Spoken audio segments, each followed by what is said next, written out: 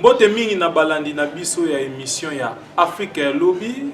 émission oyo ekelama na tina ete ya kosolola matali baindo. Pona nini moindo azali na pasi, pona nini moindo azali te kokela, pona nini moindo alvandi na bosoto pe na pauvreté. Nde na bon na kati émission tokoyambaka bandeko oyo bazali pe na makanisi différente oyo bazali pe na ba solution to pe ba réponse na ba problème ya baindo nyonso oyo komeka ko aider biso to kokabongo na kobima na situation oyo tozali na yango. Nde na mokolo mwa lelo toyambi lisusu ndeko moko oyo azali combattant ya liberté africaine pe bazali kobunda na lisanga oyo tobengi bongo Vuvamu. Nde na bango tokosolola masolo na biso ya mokolo mwa lelo nde topesi bango mbote ndeko Mabiala. Mbote mingi ndeko Kinoka to sepeli penza boyambi biso na kati ya émission na bino lisusu ya mokolo na lelo. Ndenge bokoki kotala bongo bango bazali moko ya babundi na kati ya lisanga ya Vuvamu. Kasi ndeko Mabiala na kotala bino boye bino bundela bakoko. Effectivement, bundela bakoko. Kasi na komona bino boye bozali différent na bakoko biso toyebi il faut moi ba rafia ba biloko bolata kala o bino na ba chemise boye net mondele eza nini ndeko Mabiala? Ezali c'est parce que omoni bayindo bayebi nde bokoko nete. C'est parce qu'il faut baluka bayeba nano bokoko ezali nini. Parce que ça besoin la raison na ndenge bolobi que non bokoko il faut que ça un peu quoi paraître un peu bizarre. Yango nde babengi nde bokoko ezali image oyo balaki mindele balakisa na bayindo que bokoko il faut que zala na bizali oyo ba vie oyo to vivaki na époque coloniale. L'époque coloniale tozalaki na vie moko misérable oyo ezalaki na volonté ya mindele oyo tokokai kolata bilamba te oyo mindele bapekisaki biso yango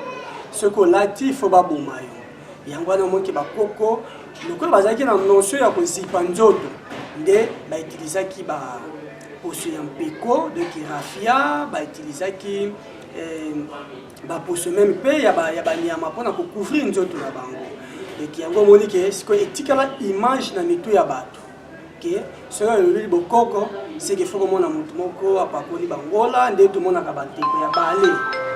obano babinaka bale ndenge balataka wana voilà donc bokoko nde yango wana bokoko ezali yango te donc eza question ya koyeba bokoko ezali nini omoni alors bokoko ezali partant ya question donc soki tososoli bino malamu ezali nango te ke bokoko ezalaki ndenge bato balataka barafia il faut kotya ngola kotambola soki bizarre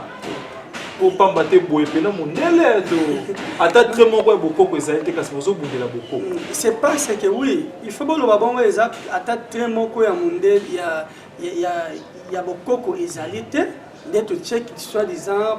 d'après nde bomonelaki ezaki mondele te bokoko ezali nano boye tokolimbola nano boye bokoko euti na mo koko tanto lobi bokoko euti nanu na mo koko koko siko azali nani koko azali mutu oyo abotami sima ya baboti na yo donc moni baboti na biso siko oyo baboti bango biso tokobenga bango bakoko omoni nde yango na nde bakoko alors koko nde siko ye wana nde benga bakoko bazalaki na mode de vie oyo bazalaki na yango oyo so tobandi kopusa bakoko baboti ya bakoko na biso ya bakoko na biso ya bakoko na biso ya bakoko na biso ti tokokende finalement ti na début na Adamu na Eva esika makambo ebandaki ti na bakoko kasi soki tozongi mpenza nsima te nde tokokoma ti na bato ebandela Adamu na Eva oui tokolobela yango tokolobela mpe na point oyo botouche wana parce que ezali très important il faut que le blanc parce qu'il faut africain ba même ba origine na bango mais dans un premier temps tozo ba boye donc ceux qui te bito ba la kozonga to le bakoko c'est-à-dire to kozonga maintenant tina début ya mutu esika biso to batu to bandela ki alors sikoyo bokoko mena ezali mode de vie oyo bizaleli o bango bakoko na biso bazalaki na yango nde yango babengi nde bokoko omoni donc bokoko ingo ezali ingo loba teke il faut kolata ba rafia il faut kolata ndenge bana ya bale bazalaka ndenge tomona ba chef médaillé oyo communément bino bobenga ba chef coutumier ndenge bango balata kande bokoko yango wana te bokoko ezaleli ya bakoko alors bakoko wana bango na babandaki wuta na ebandeli nde ti ekokita na eleko na biso nde biso pe tozokolanda matambe bizaleli oyo bakoko na biso batambolaki nde yango na nde bokoko nde tozokobundela nde siko lelo soki toponi tozokobundela yango kasi po tokata bino te na mokuse ndeko mabiala kasi bokoko nde botalisi bokoko ezali bizaleli oyo bakoko na biso bazalaki na yango kasi yango mpe kaka biso tozali nango te tobalisaka ndenge bakoko batikela biso toliaka ndenge kaka bango bazalaki tolambaka na biloko kaka ndenge bakoko na biso bazali kasi bino botelemi o biso tobosani bokoko te bomeka mpe kotalisa biso bokoko nini bino bozoloba mpo soki bolobi mode de vie ezaleli yango mpe kaka biso tozala nango kaka matondo mingi bokoko nini mpo bino bozoyebisa biso ke tobosana ok oui bolobi ke bozolia ndenge bakoko baliaki te bozolia te ndenge bakoko baliaki parce que bakoko kolia na bango so tokei na makambo nano ya kolia oyo touché esima tokende penza na point essentiel oyo penza esimbi bokoko na kolia ndenge bakoko baliaki bakoko na biso baliaki oyo tata mokeli akelelaki bango na mokili na environnement na bango yango wana nde baseservaki na yango po batonga nde banzoto na bango parce que bayebaki notion ya kolia ezali mpona kotonga nzoto et non mpona koyoka elengi na lolemo yango esalaki ete bakoko balia biloko ezali purement naturel parce que bayebaki soki nalie mbuma ya mama ekotonga nzoto na ngai soki nalie lilala soki nalie pondu nalie fumbwa par contre lelo oyo bozolia bashawarma bahamburger babiftek bokoma kolia bozolia bamayonnaise alors que bozana baavocat eza kutu plus riche que même bamayonnaise wana bamanteka babere oyo bozolia omoni eza mayonnaise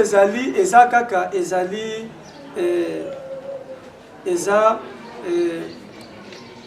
eza avocat adapté baadapté yango nde omoni bakoko na biso lokola biso eza pasi parce que omoni biso na Afrique toza tellement na bafruit ebele bakoko na biso basalelaki bafruit wana siko mundele ye aza na bafruit te surtout ke aza na climat tempéré bafruit ebele oyo toza ngo na Afrique epai na bango kuna eza te yango wana mena ye azosala beaucoup plus oyo eza artificiel asali baimitation lokola aza na baorange te asali bajus d'orange lokola aza na banana te asali bajus d'anana noke asali jus d'anana po oyo mpona ke à chaque fois akozala na besoin ya anana a recourir na jus te bajus d'anana wana ezali euti te na anana pire oyo ezali naturel mais ezali adapté basali baadaptation ya bagout nde ezali artificiel donc bajus wana mayonnaise wana ezali contre nature c'est-à-dire eza contre santé na biso omoni donc yango nda ebongo toloba yete biloko wana biso tokoki kolia yango te parce que ekobebisa banzoto ekopermettre biso te to vivre longtemps ndenge bakoko na biso bandaki kovivre longtemps mais par contre lelo omoni ke bato bazokufa mingi ye ayebi te ke plus ke azolia babiloko lokola bamort frais nga na benga bamort frais donc bavivre frais bazolia bavivre frais plus que azolia c'est plus que aza na chance ya kokufa mingi ya kokufa avant bakoko mosusu toyebi biso toyebi pena bakoko mosusu toyebi ke banda kolia vivre frais ti lelo akomi mpe koko bomo bango bakofi te ndenge nini kasi bon banda kolia vivre frais ti akoma na epe koko aza na epe ti lelo maliaka na epe kaka bavivre fe ye nzoto ne eza différent na baoyo ya biso. Tout à fait.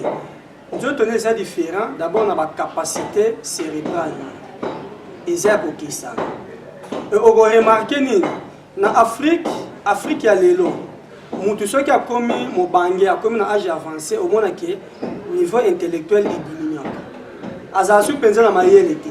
mpona ni baproduit artificiel tellement ekoti trop na nzoto na ye eke kolembisa cerveau na ye akomi koagir neti mwa mwana mokie. Mais par contre bakoko na biso avant tokota na civilisation occidentale oyo bayelaki biso bakoko bandaki kovivre longtemps et bazalaki ke au fur et à mesure azoko avancer au fur et à mesure pe azoko avancer na âge bien sûr au fur et à mesure pe intelligence pe capacité cérébrale niveau intellectuel eza nde bongo komata yango moni ke bakoko na biso bango wana nde babandaki koapprendre bagene ezaleli bakoko na biso babenga bango babibliothèque parce que oui soki akutani na koko akoapprendre bamakambo ebele. Mais par contre bakoko ya lelo kende meka kotuna mituna omoni ke oyo bébé ya 3 mois babébé ba 3 ans misusu mpe bazali na bango tokota mpenza kasi na mama ya likambo na biso mokoma nini mpenza bino boni botalisa biso okokoko yango kolia neti bosiki kotalisa ezali malamu esengeli mpe kolia naturel ezali mabe te kasi kaka kolia ya pamba to ndenge mpo bino boyesa bokoko bozongela boko toyebi te tokoma kolata barafia tozongela kolia baavoka nde bino bolingaka tozongela kotamwa makolo moto ndenge nini. Soki toepenglaki eteni ya kolia eza parce ke bosoulevaki yango. Mais soki toyebi tozonga toloba mpenza bokoko ezali ya bokoko parce que bokoko ebandi nanu na bonzambe. Monta todifinisaki bokoko tolobi ke bakoko bazali ba-arrière parent na biso nde tobengi bango bakoko donc oyo baboti na biso siko baboti na biso lolenge kani bazalaki na koyoka na malonga na tata mokili lokola bayebaki ete tata mokili aza mokili eke mutu azali tata mokili awa na mokili yango wana bango pe po baatteindre niveau ya kimokeli nde bakomaki na koyoka na malonga na tata mokeli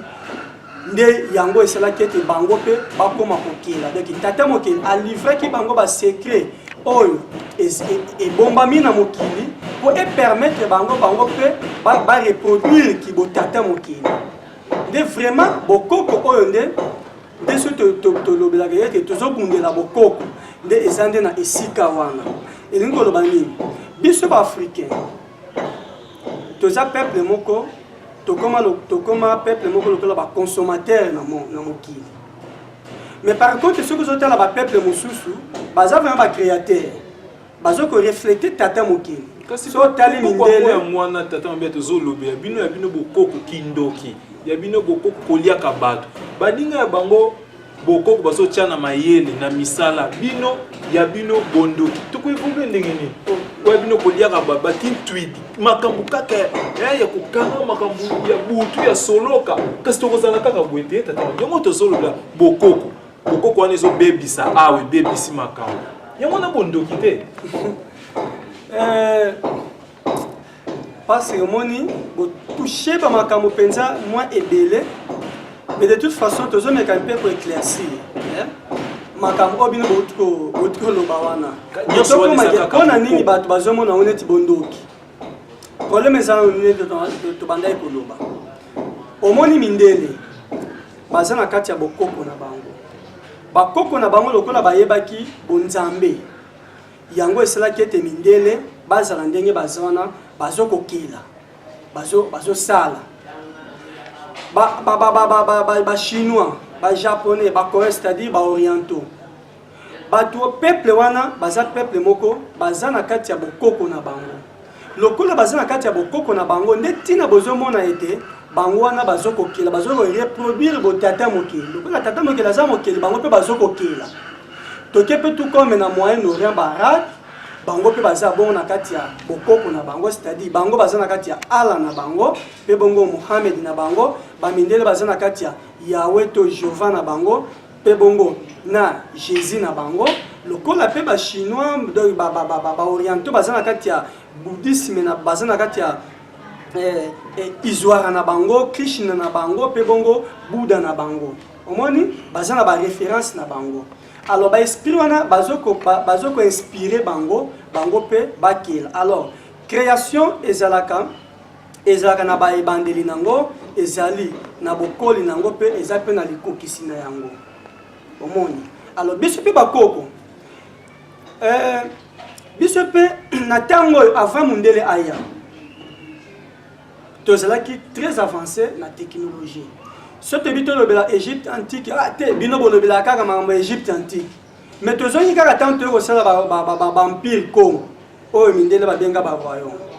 Omoni tanto sali ba empire Congo bokomona été to bandaki na ba âge ya Pierre Taillé, to komi na poli, to sali ba tissu, to komi na âge de métaux, to sali ba métallurgie, to sali même na sidérurgie, c'est-à-dire to pesi na forme même ya mabenge. Omoni, donc omoni parce que ba koko na biso ya époque wana ya avant 1491 parce que date ya 1491 ezali date ya début ya complexe culturel na biso esika wapi biso to perdaki bokoko na biso to perdaki kozala na biso. Omoni otokoloba peut-être culture na biso to perdaki yango date wana à partir ya Rwandinga cour avant arriver à l'homme blanc tozalaki très bien.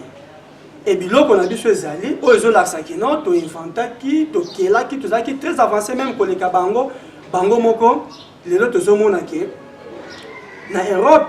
ceux qui ba mise na bango eza riche eza à cause na biloko na biso ba ekozwa awa yango zo sala ke ba mise na bango eza la riche. Alors bokomona on a ba mise à Terre-Vilain, bokomona ngo na ba Basilique na ba Londres ba mise na bango ezaza kuna biloko obiso to salaki. Donc mondele ayebi ke biso tozali te o bokoko o balata ka matiti te tolataki bilamba pensa parce que même le vocabulaire elamba eza na français te eza na anglais te eza na espagnol te eza na portugais te eza na monoko na biso omoni et na ba dialecte na biso nyonso vocabulaire wana ezali. Ça veut dire que ba koko na biso bazaki na culture ya kolata bilamba. Alors, maintenant, on a dit que beaucoup de ezali kindoki ya kolia batu eza culture na biso te. Ouais, panzana na Congo yeba na Afrique mobimba ah. Eza culture na biso te. Meki ko sala makambu baleyo okei. Omoni kindoki wana ya kolia batu eza culture na biso te. Yango na te kindoki bakoko na biso bazalaki na yango. Oyo wana batu baye na yango eza catholique. Baye na kindoki wana parce que c'est la culture occidentale. Oyo bango kuna bazana ba vampire. Eza na bato baza ba cannibale. Bato oyo baliaka batu. Mais biso en Afrique ba cannibale bazalaka te. Biso en Afrique ba vampire bango baza même na ba secte ba vampire kuna biso awa ezalaka te. Donc batu nde baye nango awa ezande à partir ya religion na bango chrétienté baye nango awa na catholique na bango parce que catholique yende amemi christianisme awa nde akoliesa bino yango na ba communion na ba vaccin et akomisi bino na ba esprit wana même ba vaccin o ba chuba bino ba pesa bino ezo ko boma ba cerveau na bino ezo ko orienter yango plus et ce qui par exemple vaccin wana bazwaki élément moko ya chauve-souris vampire aux États-Unis d'Amérique. Baye ba injectio yango. Oh chauve-souris vampire wana ye alia aga makila. Omoni siko baye ba injectio yango yo pe mutu pe ko se reproduire ba même effet pa na yo pe mona pe o compléter na ba esprit wana. Ya ko linga ko dévorer batu ya ko lia makila ya ko mela makila. Omoni donc tina ba communion oyo bozolia même na l'église catholique et koti bino ba esprit wana satanique bokoko na biso ekataki kosala tangu kaka rwanzinga doki bondoki na biso ekataki kosala tangu kaka rwanzinga ku azui ayambi christianisme akomi baptisé akomi Jean primaire ndio wana bokoko bine katanizo sala bondoki na biso ekataki donc bokoko ezoko continuer et parce que ba génération ezoko continuer ko transcender et ekufaki na ngote ndenge pe moni pe pa na bango pe et pas banane bango ba mindele bamindele à partir ya bakoko na bango bana ya ba Isaac bana ya Abraham ba Isaac ekiti ba Jacob ekiti ti ba 12 tribus ya Israël tout ça moni ke ekiti bokoko na bango ezo continuer ti lelo ndenge biso pe bokoko ebandaki na ngoka ko continuer kaka mais eloko nde ekufaki ezande ke bondoki nde oya biso ekufaki nde bandoko expliquer que bondoki na biso ekufaki c'est parce que tozalaki lisusu tokomaki déconnecté tozalaki su connecté na monde spirituel na biso te tokendaki kokota oya bango yango esalaki ete bango bayeli biso bondoki oya bango nde emonaki o mutu wana alie mutu tout ça eza bokoko ya bango eza ya biso te et même kutu makambo ya kintudi olobelaki bati bao bati kintudi kasi bokoko amina ya bondoki yango wana mais na côté obino bokei peut-être bokende botanga Bible bo comprendre botanga Bible bo comprendre na Genèse chapitre voilà Genèse chapitre 11 verset 27 à 29 Genèse chapitre 11 verset 27 à 29 bo comprendre makambo nini elobami kuna balobi nini kuna makambo nini eza kuna omoni lisolo ya Abraham bazalaki na papa na bango Tera wana aboti bango Abraham aboti na Nahor aboti pe na Aran aboti bango misato siko nini esalaki Aran mwana ya misato mwana ntsuka na bango fils cadet na bango ye abotaka avant Nahor omoni abotaka bana na ye misato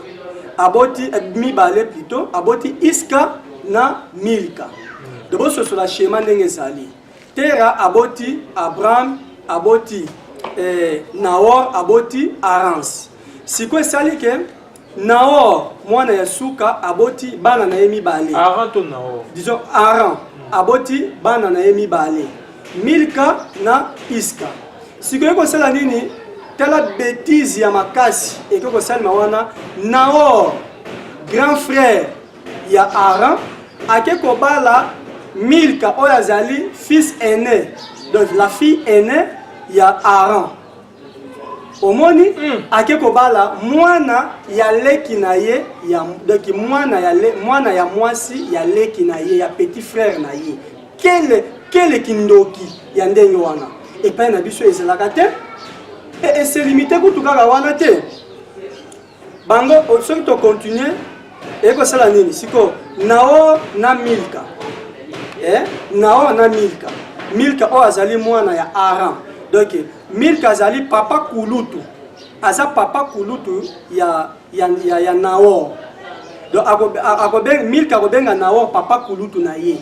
donc ye abali na papa kulutu na ye tala bêtise makasi wana sikoyo baye kobota mwana Bituel ye donc ye Nahor na Milka baboti mwana bango Bituel wana ye aye kobota Rebeka et Rebeka wana ye wana nde mwana ya Abraham akendaki kobala Isaac akendaki kobala donc cousine na ye abali cousine na ye et c'est limité kaka wana te ye pe Isaac yango pe bêtise continuer Isaac abotaki bana mibale Jacob na Esau nini esalaki Jacob ye pe akeko bala ba cousine na ye donc bana ya ndeko ya mama na bango ya au fait na kolobani moni mama voilà bana ya mama na bango azali pe na ndeko na ye Laban. Omoni azaki na ndeko na mobali Laban. Ndeko na mobali wana Laban abota bana minei, 4 bana. Abota Rachel, Léa, Zilipa, Bilha, Bila. Aboti bango. Sikoyo ye Jacob ake susu ake kobota na bango nyonso nde bomona ki abota ki 12 bana. Quelle bêtise! Ozali catastrophe oyo biso tokoki kosikoma tina ba niveau wana ti. Mais kikindoki na bango ya bango ezali plus pire que kutu ya biso. Omoni ya biso ezala ke babali saka mamso ozo mwana ya mama leki babali sena mwana ya tata mwasi. C'est moi qui tu dis. Te ya biso ezali clair. Eza bien parce que mwana ya tata mwasi ake kobala na mwana ya mama leki. C'est deux familles au moins opposées. Mais par contre bango nakati ya famille moko nakati ya libumu moko bazo sala ba bêtise wana. C'est très dangereux. Oyo mena bino bokolo bakeno non ya mundi culture ya mundele bokoka mundele nde eza bien. Le mariage homosexuel. Eza biloko na bango biso toko sala ba bêtise ya bongo te.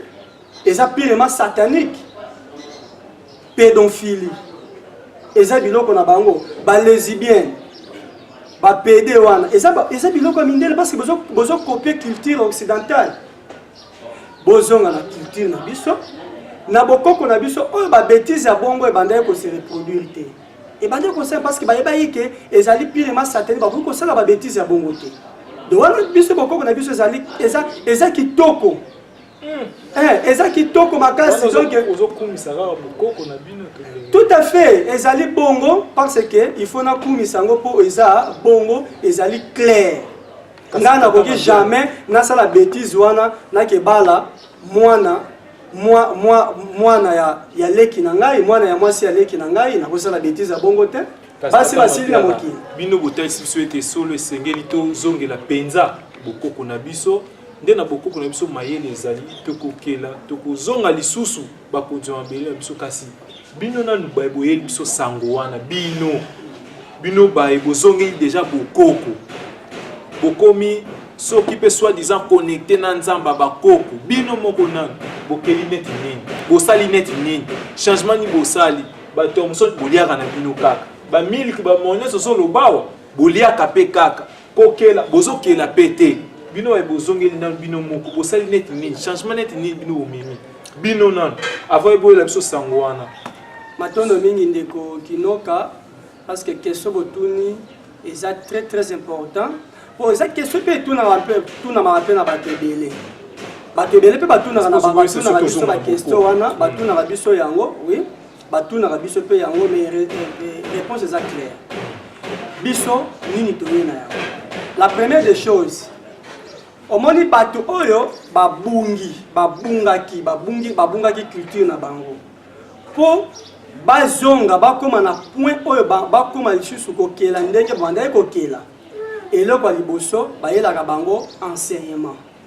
bayaka nani kotangisa bango basala bango lavage ya cerveau bazongisa bango lisusu na connexion wana ezwaka tana yango oyo yango ezwaka. Et bon, voilà par exemple, l'époque de Moïse. Tant que le peuple Israël, Moïse a bimisa bango na Égypte. Oh, ils n'ont pas de biso africain, biso noir. Tonio kolaka bango. Ils ont tout d'un coup, dans la Bible, que non, Moïse a libéré le peuple Israël. Ils ont lit et puis la procédure mobimba, il y a enseigner peuple juif, baye ba culture na bango. Pour que de siko ko révolutionner bango bazonga na ba se libérer ndenge ba se libérer ki wana et là on a la libération na yango wana et la même chose et c'est pas ça qui même na Jésus tant le peuple juif azaki encore sous captivité na baronne Jésus a même là ki bango évangile a même là bango enseignement a laver cerveau a laver bango façon ya ko voir makamba le roi na divinité au banon celle ba romain akobele la ba de Apollon ba Zeus ba Jupiter ba Auguste ba kota ba Jupiter ba sambela le dieu d'Abraham, il y a Isaac, ya Élie, ya Moïse, pe bongo ya Jacob. Tout à fait procédure le procédure est universel. Et ça les ma bongo même na ba arabe. Et ça les ma kaka bongo. Et ça que tout d'un coup mbala moko na Chine et na Inde mbala moko bakomi kokela bakomi non babandaki nanu na enseignement. Awa tango Inde azwaki akotaki na procédure na ye azonga na culture na ye. Wana lokola nana bandaki kokela te. Mais awa na Congo na Afrique ba pasteur africain na basango babandaki côté ya Inde zamboka indusa karamboka ya bandoki ya banganga kisi, c'est parce que bango bazongela bokoko na bango. Mais maintenant tala sikoyo depuis bazongeli bokoko na bango tala maintenant résultat lelo. Bango na bazoko inventer baza bien. Mais botela sikoyo biso na kimundele kaka na Yesu tous les jours Yesu ala ba yindo bakoma omona moyindo zo tamba o pesanga pena na pasi na mona te en arabe ayindi place oyo ndena mona ba africain baza ba noir